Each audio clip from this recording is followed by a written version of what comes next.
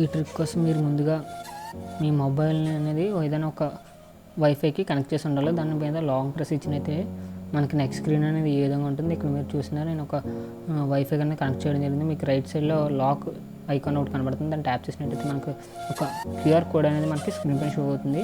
మీరు ఏం లేదు, జస్ట్ సింపుల్గా దాన్ని ఒక స్క్రీన్ షాట్ తీయండి ఫ్రెండ్స్. నేను ఇప్పుడు నా మొబైల్లో ఒక స్క్రీన్ షాట్ తీసి చూపిస్తాను. స్క్రీన్ షాట్ మొత్తం కంప్లీట్ అయిపోయిన తర్వాత బ్యాక్ వచ్చి నేను డిస్క్రిప్షన్లో ఒక లింక్ ఇస్తాను అనమాట. ఆ లింక్ మీరు క్లిక్ చేసి ఆ వెబ్సైట్కి వెళ్ళి, లేదంటే jing.org అని మీరు క్రోమ్లో టైప్ చేసినా సరే వస్తుంది.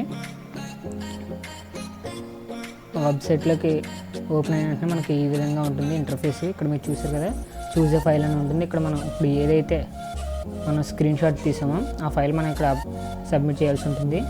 సో నేను ఆ స్క్రీన్ షాట్ అనేది పెడతాను.